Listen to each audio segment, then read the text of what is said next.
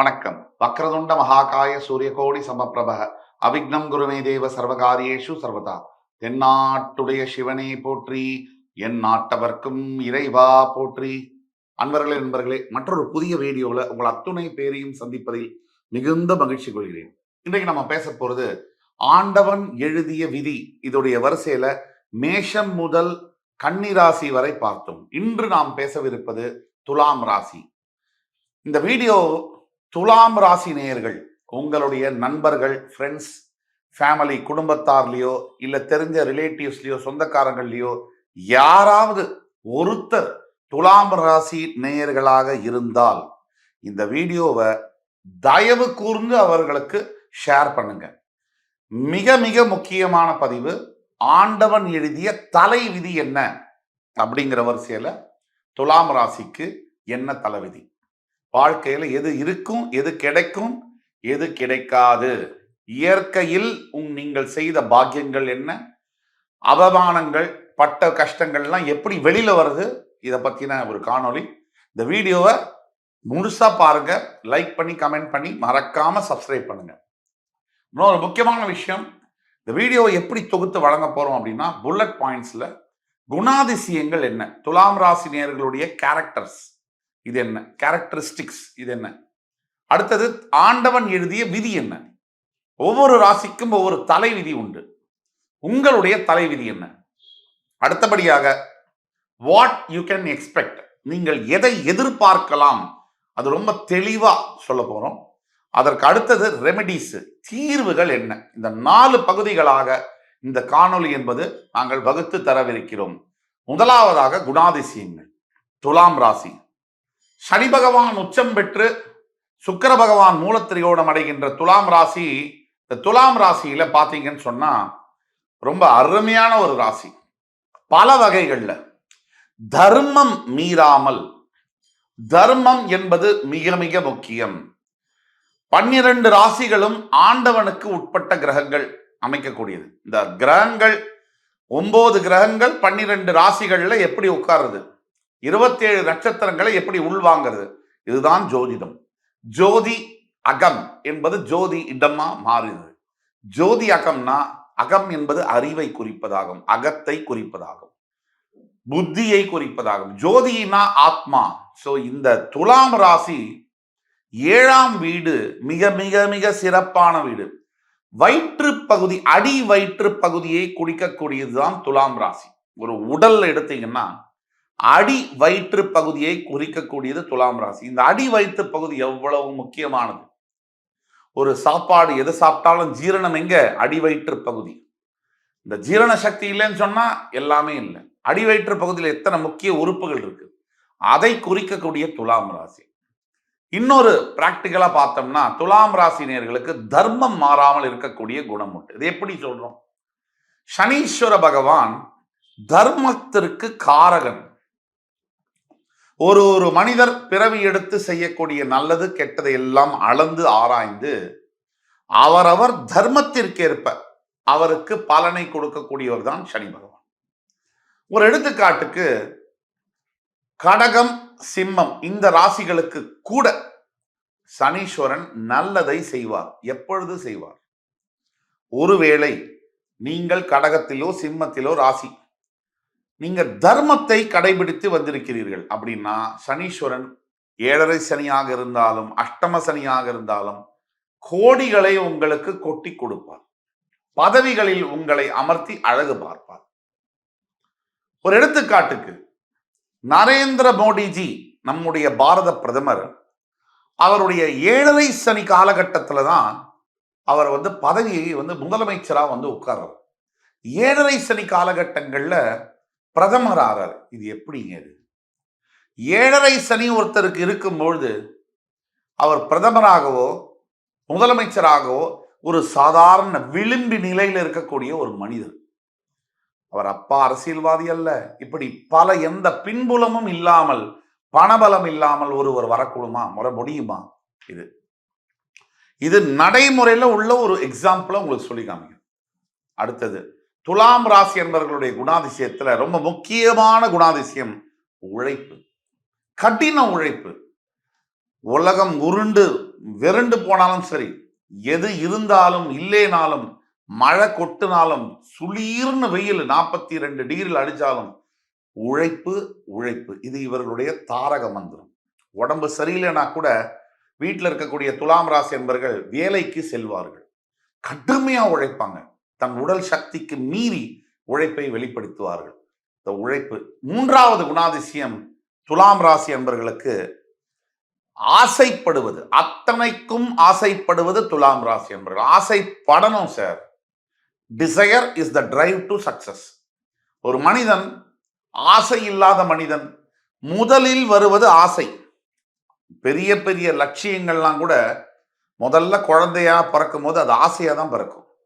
அந்த குழந்தையா பிறந்த ஆசை வருடங்களாக உருமாறி லட்சியங்களாக மாறுகின்றன, பின்பு சாதனை படைக்கின்றன.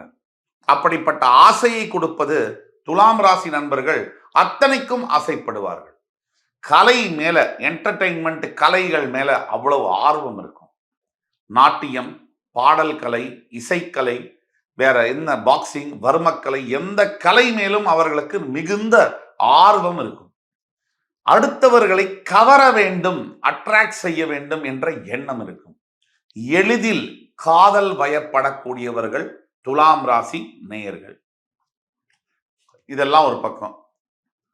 இப்ப துலாம் ராசிக்கு முக்கியமான இன்னொரு குணாதிசயம் இருக்கு. செலவு செய்யக்கூடிய குணாதிசயம். தன் வரம்புக்கு மீறி செலவு செய்யக்கூடிய ஒரு குணாதிசயம் என்பதும் துலாம் ராசி நேயர்களுக்கு இருக்கிறது. வரம்புக்கு மீறினா என்ன? பணம் இல்லாத செலவு ஒருத்தர் பண்ண முடியாது. பணம் இருந்தால் தான் செலவு பண்ண முடியும். ஆனா எதற்காக வைத்த பணம் அது? 50,000 சம்பாதிக்கிறேன், வீட்டு வாடகை கொடுக்கணும், எலக்ட்ரிசிட்டி பில்லு கட்டணும், வேலைக்காரமாக சம்பளம் கொடுக்கணும், பசங்களுக்கு ஸ்கூல் ஃபீஸ் கட்டணும், மளிகை சாமான் வாங்கணும். இதெல்லாம் முக்கிய செலவுகள், அத்தியாவசிய தேவைகள்.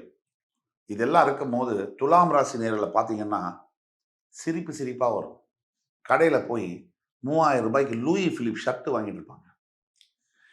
என் பொண்டாட்டி கதறுவாங்க, ஏயா உன்னைய நம்பி 2 பிள்ளைய வேற பெற்று வச்சிருக்கேன், நீ இந்த வயசுல லூயி பிலிப் ஷர்ட்டை போய் வாங்கிட்டு இருக்கியே. சரி, நீ 30 லட்சம் சம்பாதிக்கிற, இந்த மாதிரி செலவழிக்கிறன்னா பரவாயில்ல, அட்லீஸ்ட் 3 லட்சம் சம்பாதிக்கிறனா பரவாயில்ல. நடுத்தர வர்க்கத்துல நம்முடைய வருமானத்திற்கேற்ப நம்ம செலவு செய்ய வேண்டும் அப்படிங்கிறதுல கொஞ்சம் துலாம் ராசினியர்கள் அனுபவிக்க ஆசைப்படுவதனால் திசை மாறுவா கூட வாய்ப்புகள் என்பது இருக்கு. ஆக அடுத்தபடியாக ஆண்டவன் எழுதிய விதி என்ன உங்களுக்கு? முதலாவதான விதி கல்வியை பத்தி பார்ப்போம். பெரும்பாலான துலாம் ராசி நேயர்களுக்கு இப்போ கன்னி ராசியில ஆரம்பிக்கக்கூடிய உத்தர நட்சத்திரம் 2, 3, 4 பாதங்கள், அஸ்த நட்சத்திரம் 1, 2, 3, 4 பாதங்கள் முடிய சித்திரை நட்சத்திரம் உடைப்பட்ட நட்சத்திரமாக 1 மற்றும் 2 பாதங்கள் கன்னி ராசியில முடியுது. அப்ப துலாம் ராசியில சித்திரை 3ஆம் பாதத்திலிருந்து நட்சத்திரங்கள் தொடங்குகின்றன. சித்திரை 3, 4 பாதங்கள், மறுபடி சுவாதி ராகுவுடைய நட்சத்திரமான அது 3, 2, 3, 4 பாதங்களும் பதிய, சுவாதிக்கு அப்புறமா விசாக நட்சத்திரம் 1, 2, 3 பாதங்கள், அதாவது 9 பாதங்கள் கரெக்டா தொடக்கும். அப்போ சித்திரை உடைப்பட்ட நட்சத்திரம், மறுபடி சுவாதி 4 பாதங்களும் துலாம் ராசியில் சுக்கிரனுடைய வீட்டில். சுக்கிரனுடைய வீட்டில் யாரெல்லாம் வராங்க? செவ்வாய், சித்திரை நட்சத்திரம், சுவாதி ராகுவுடைய நட்சத்திரம், விசாகம் குரு பகவானுடைய நட்சத்திரம். இதுல ரொம்ப முக்கியமான ஒரு பாயிண்ட் இருக்கு. உங்களுடைய தலைவிதியில குரு பகவானுடைய விசாக நட்சத்திரம் 1, 2, 3 பாதங்கள் வந்தாலும் கூட குரு பகவான் உங்களுக்கு விரோதி கிரகம். உபஜயஸ்தானம் 6ஆம் இடம், கொடிய விரோதியாக உங்களுக்கு குரு பகவான் ருணரோகஸ்தானத்திற்கு அதிபதியாக வருகிறார். ஆக அவருடைய நட்சத்திரமான 3 நட்சத்திரங்களும் உங்களுடைய ராசியில் பதிந்தாலும் கூட அதில் 1ஆம் பாதம் மற்றும் 3ஆம் பாதத்தில் பிறக்கக்கூடியவர்கள் அதீத கல்வி திறனை பெறுகிறார்கள் என்பதே உண்மை. விசாக நட்சத்திரம் 2ஆம் பாதத்தில் பிறக்கக்கூடியவர்களுடைய தலைவிதியில கல்வி மறுக்கப்படுகிறது. இளம் வயதிலேயே பெரும்பாலான விசாக 2ஆம் பாதத்தில் பிறந்தவர்களுக்கு கல்வி என்பது தடுக்கப்படுகிறது. ஏதோ ஒரு வகையில தான் படித்ததை நினைத்ததை படிக்க முடியாமலோ, நான் நினைத்த இடத்தில் எனக்கு சீட்டு கிடைக்காம படிக்க முடியாமலோ போகிறது. குடும்ப பிரச்சனை காரணமாகவோ, தந்தையர் தாய் அடிச்சுக்கிறது காரணமாகவோ, பண வசதி இல்லைங்கிறது காரணமாகவோ தரமான கல்வி, தகுதியான கல்வி மறுக்கப்படுகிறது. இது ஒண்ணு. தலைவிதி நம்பர் 1. இதுல சித்திரை நட்சத்திரம் உள்ள வருது. சித்திரை 3, 4 பாதங்கள்ல வரவங்க திசை மாறுது கல்வியுடைய பயணத்துல. ஏதோ பண்ண போய் படிச்சது ஒண்ணு, வேலை பார்க்கறது ஒண்ணு, இப்படியாக திசை மாறுது என்பது தலைவிதி. இதுல சுவாதி நட்சத்திரம் 1, 2, 3, 4 பாதங்கள்ல பிறக்கவர்களுக்கு பயோடெக்னாலஜி மற்றும் மருத்துவத்துறையில் படிப்பதற்கான வாய்ப்புகள் கிடைக்கிறது. ஒட்டுமொத்தத்தில் செவ்வாயுடைய 3, 4 பாதத்தில் பிறப்பவர்களுக்கு, சித்திரை நட்சத்திரத்தில் துலா ராசியில் பிறப்பவர்களுக்கு சட்டத்துறை, வக்கீலுக்கான படிப்பு, நீதிபதியாக வருவது, அரசாங்கத்தில் காவல்துறையில் பணியாற்றுவது போன்ற வாய்ப்புகள் கிடைக்கிறது. இந்த மாதிரியான தலைவிதி என்பது துலாம் ராசினர்கள் அடைகிறது. இரண்டாவது, எழுதி வச்சுக்கோங்க, துலாம் ராசியில் இருக்கக்கூடியவர்களுக்கு 3ஆம் இடம் தனுசு. இந்த 2ஆம் இடத்துக்கு முதல்ல வந்துருவோம். துலாம் ராசியிலேயே என்னென்ன நட்சத்திரங்கள் வருது, அதனால என்ன தலைவிதிங்கிறத பார்த்தோம். துலாம் ராசிக்காரர்களுக்கு முக்கிய தலைவிதி குழந்தை பருவம், சைல்ட்ஹுட்ல பல துன்பங்களை அனுபவிக்க வேண்டிய ஒரு சூழ்நிலை என்பது வருகிறது. தாய் தந்தையரை பிரிந்து அல்லது சிங்கிள் பேரண்ட் அப்ரிங்கிங் என்று சொல்லக்கூடிய ஒரே ஒரு அம்மாவோ ஒரு அப்பாவோ வச்சுக்கிட்டு அவங்க மட்டும் அம்மாவை மிஸ் பண்றதோ அப்பாவை மிஸ் பண்றது மாதிரியான சூழ்நிலைகள் இருக்கு. இல்ல சொந்த ஊரை விட்டு எங்கோ தங்கி செதறி போன ஒரு உறவுகளாக இந்த மாதிரியான வாழ்க்கைகள் இருக்கக்கூடிய வாய்ப்புகள் துலாம் ராசியில் பிறந்த நேயர்களுக்கு குழந்தை பருவத்தில் இருக்கு. அடுத்தது 2ஆம் இடம் என்று சொல்லக்கூடிய விருச்சிகத்திற்கும் 7ஆம் இடம் என்று சொல்லக்கூடிய மேஷத்திற்கும் செவ்வாயே அதிபதியாக வருவதனால் இந்த துலாம் ராசி என்பது சரராசி என்று அழைக்கப்படுகிறது. இந்த சரராசிக்கு பார்த்தீங்கன்னா 2க்கும் 7க்கும் இடத்திற்கு உடைய அதிபதி மாரகாதிபதி. ஆக இதுல முக்கிய பாயிண்ட் என்ன? 2ஆம் இடம் தனம், வாக்கு, குடும்பம். 7ஆம் இடம் திருமணம், திருமண வாழ்க்கை, வாழ்க்கை துணை, இதையெல்லாம் குறிக்கக்கூடிய. இப்போ 2த்துக்குமே செவ்வாய் மாரகாதிபதி வருவதனால துலாம் ராசியுடைய மற்றொரு முக்கிய தலைவிதி திருமண வாழ்க்கை என்பது துலாம் ராசிக்கு நிம்மதியான வாழ்க்கை என்பது கிடைப்பது என்பது அரிது. Rare of the rarest.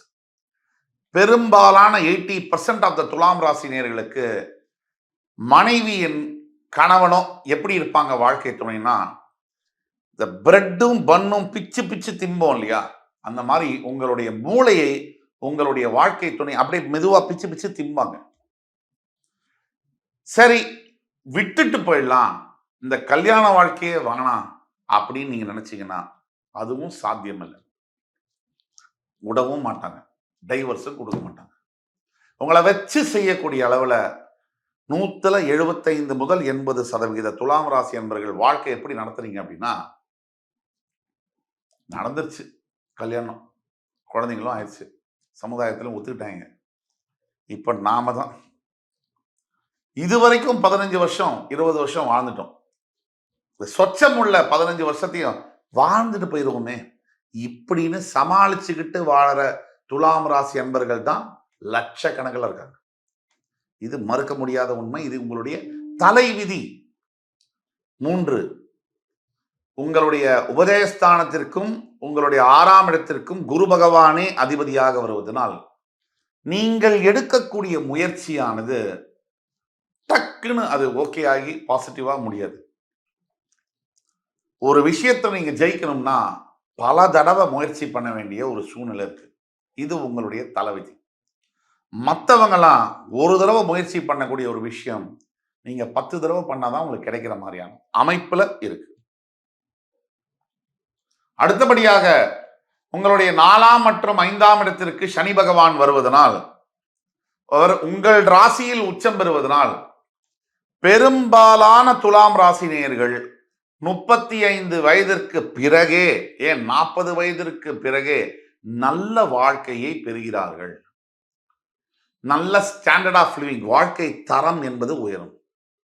சனி பகவான் மந்தகாரகன் அப்படிங்கிறதுனால வாழ்க்கையில பிற்பகுதியில தான் சோம்பேறித்தனமா வந்து நல்லதை செய்வார்.